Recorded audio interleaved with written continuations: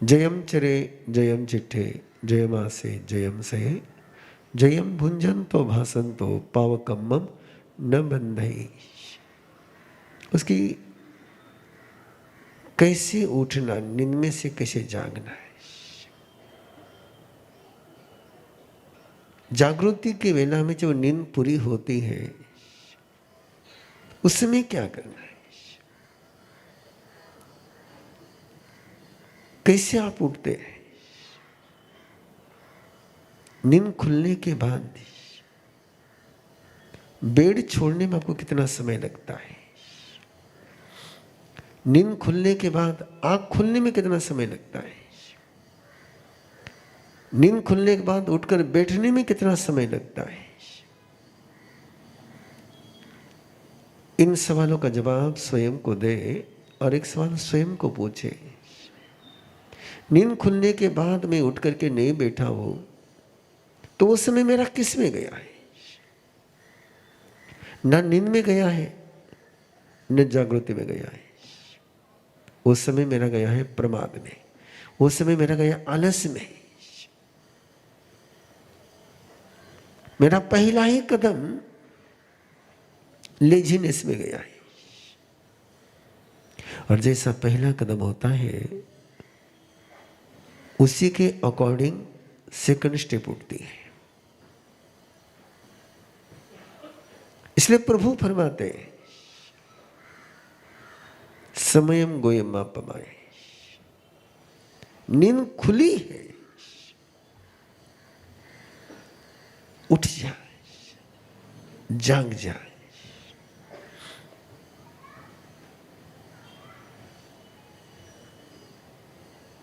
यदि बच्चा जन्म ले और रोए नहीं, सांस नहीं लिया, रोने का मतलब क्या है, सांस नहीं लिया उसने, तो पूरे परिवार की सांस थम जाती है। यदि जन्म लेने के बाद 2 मिनट तक उसका श्वासोच्छ्वास शुरू नहीं हुआ तो ब्रेन एक्टिव नहीं होता है। आपको पता है ऐसा ही अपने साथ होता है। रोज हम उठते ही, नींद खुलते ही वो सांस नहीं लेते,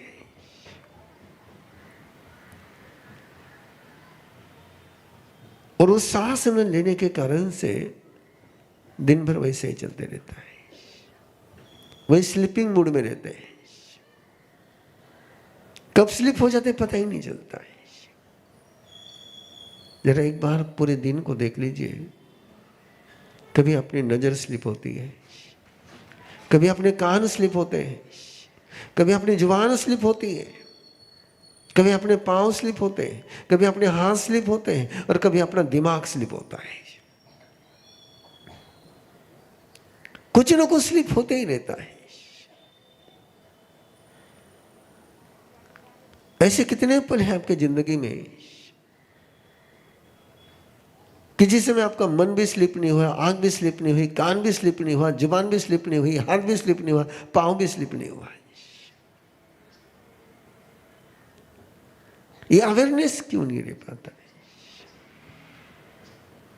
और उसका छोटा सा प्रयोग कर सकते हो कल से। नींद खुलते ही मैं मुस्कुराऊंगा। नींद खुलने में और मुस्कुराने में एक पल भी नहीं बीतेगा।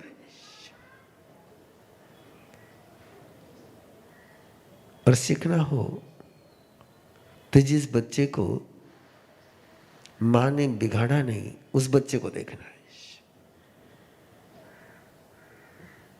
कौन से बच्चे को? जिस बच्चे को मां ने बिगाड़ा नहीं। ये बिगाड़ने की सबसे पहले प्रक्रिया मां से शुरू होती है।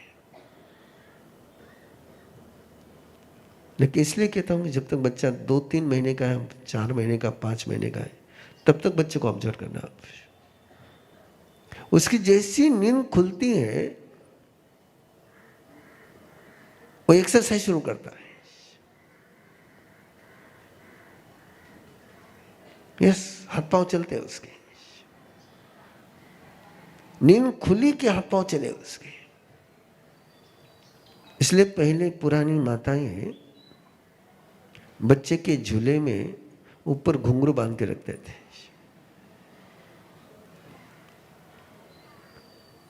कि बच्चा जगा कि मां के पास घुंघरू की आवाज पहुंचती थी। मां को पता चल जाता था कि बच्चा जग गया है, कि बच्चा जगा कि वो हिलना ही हिलना है। एक बार आप भी बच्चे बन जाए ना, रोज सुबह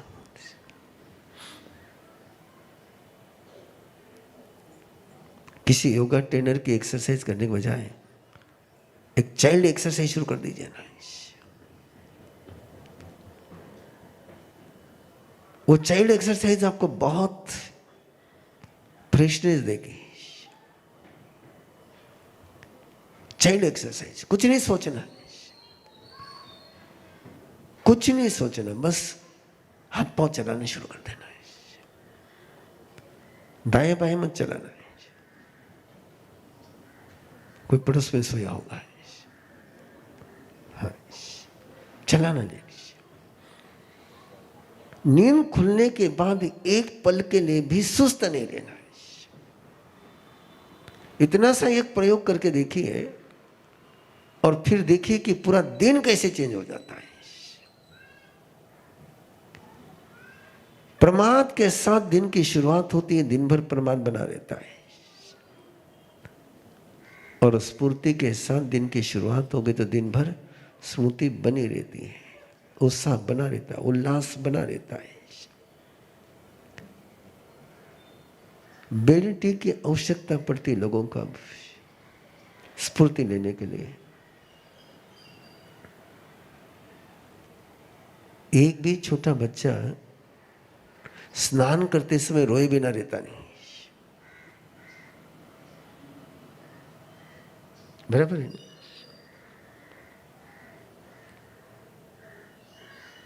वो मैसेज देता है, मां सुनती नहीं। मैं फ्रेश हूं, मुझे फ्रेश करने की जरूरत नहीं है। ही always fresh.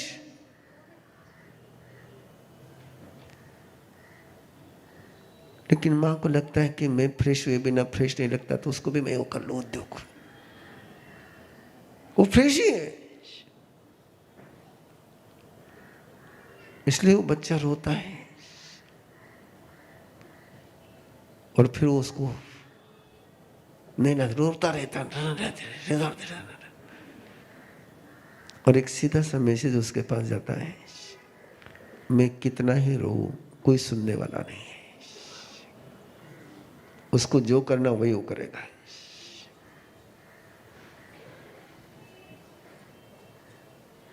He took message. He keep कि कोई सुनता नहीं है। मैं रोता हूं लेकिन मेरे रोने की किसी को परवाह ही नहीं। और ये आपके साथ भी हुआ, ये मेरे साथ भी हुआ है। और इसलिए एक इमोशन हमारे अंदर बहुत गहरी है कि कोई सुने को नहीं अपनी। मेरी वेदना को कोई नहीं जानता है, मेरे दर्द को कोई नहीं जानता। एक गहरी अंदर में पीड़ा है। यस और नो? कंटिन्यू लगता है कि कोई मने कोई मारा दर्द ने कोई समझे को नहीं, कि बचपन से ही उसके अंदर प्रोग्राम भर देगा, तो जितना रोना रो, मुझे जो करना है वही मैं करूंगी।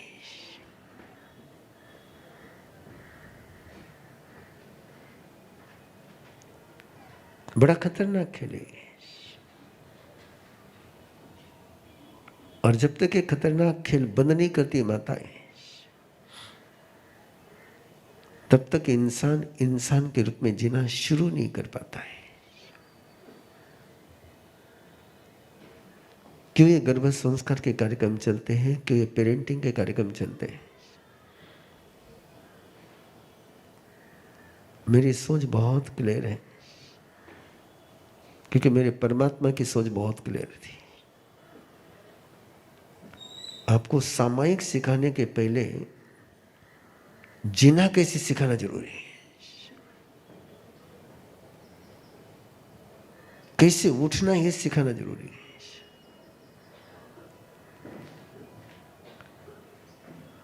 आएगा वो पन्ना आपके पास परिशन परों में। मध्य रात्रि में गहरी नींद के समय त्रिशला को सपने आते हैं और त्रिशला का मन होता है कि ये सपने मैंने सिद्धार्थ को बताने हैं, उनके साथ शेयर करने। और त्रिशला अपने रूम से, अपने कक्ष से, अपने कमरे से सिद्धार्थ के कमरे में पहुंचती है। ये तुम्हारी वेस्टर्न लाइफस्टाइल, कपल बेडरूम,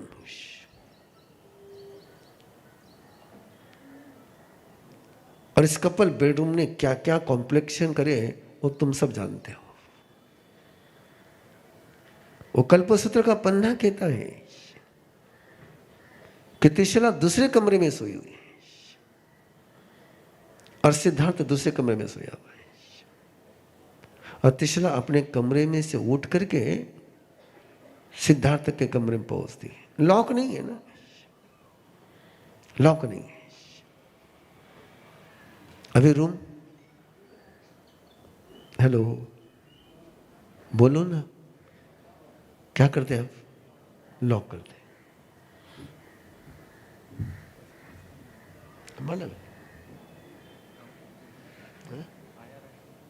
ठीक है, लॉक नहीं है। अब तो बच्चे का रूम भी लॉक रहता है, माँ बाप का रूम भी लॉक रहता है, बिना नॉक किए जा ही नहीं सकते। और चाहते हैं कि हमारे रास्ते निराबाद हो जाए। नमुथुन में आप कहते हैं अव्वा बाह, कि सिद्ध का रास्ता कैसा है? बिना बाधा के। घर के रास्ते तो बिना बाधा के करो। एक रूम से दूसरे रूम में जाना हो तो दरवाजा नॉक करना पड़ता है। त्रिशला को सिद्धार्थ का कमरा नॉक नहीं करना पड़ा है, वो द्वार खोल करके चले गई और देख रहे कि सिद्धार्थ तो सोया हुआ है और सिद्धार्थ को जगाना है। महुर महुर संलावेनम,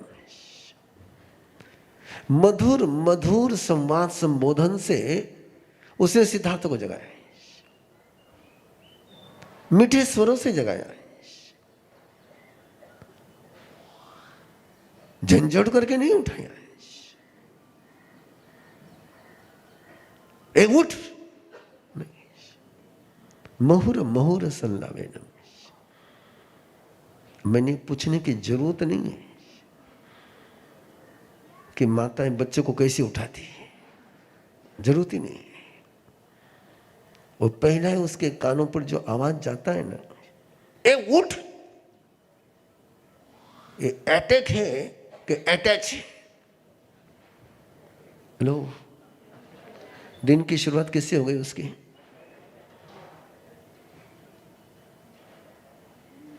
और पहला ही इतना सुंदर शब्द उसके कान पर डालने वाले कौन है?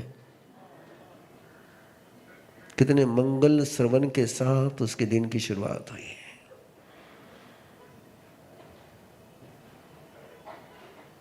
ये चेंज होना चाहिए, नहीं होना चाहिए, है ना? ये एक प्रक्रिया थी उठने की। मैंने केवल जिक्र किया आपको।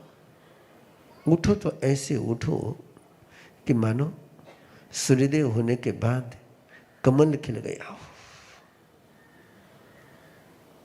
उसको एफर्ट्स नहीं लगाने पड़ते, वो खिल जाता है। नींद खुल गई इसका मतलब आपके अंदर का सूर्योदय हो गया है।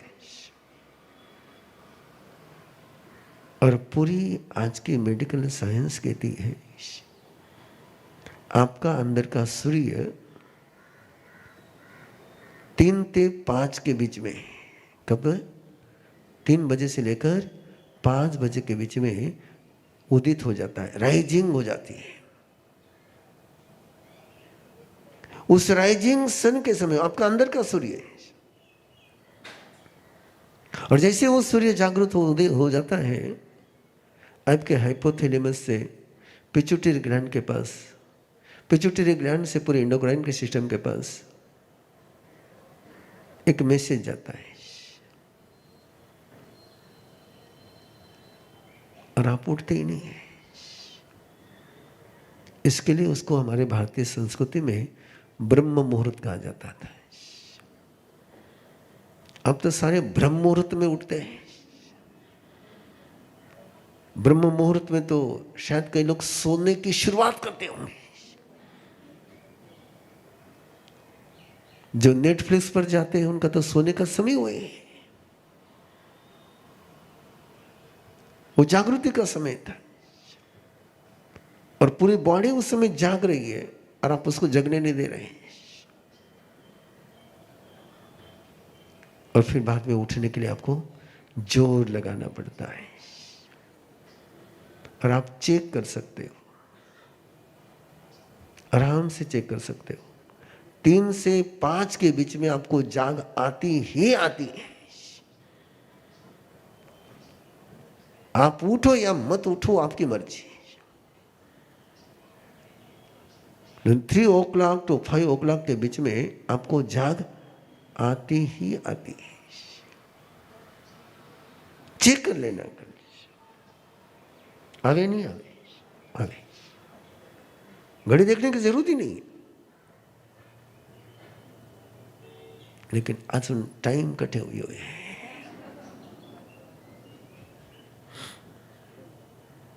अभी जो ध्यान में बैठते हैं, जो स्लीपिंग के प्रोसेस से गुजरे, उनकी तरफ से सवाल आया था, महाराज साहब नींद खुल जावे, कन्नो कोई उठने।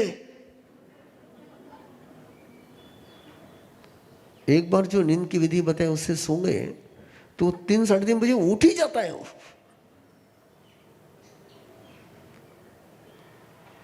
मैंने कहता उठ जा, ध्यान कर ले, स्वाध्याय कर ले, कुछ याद कर ले,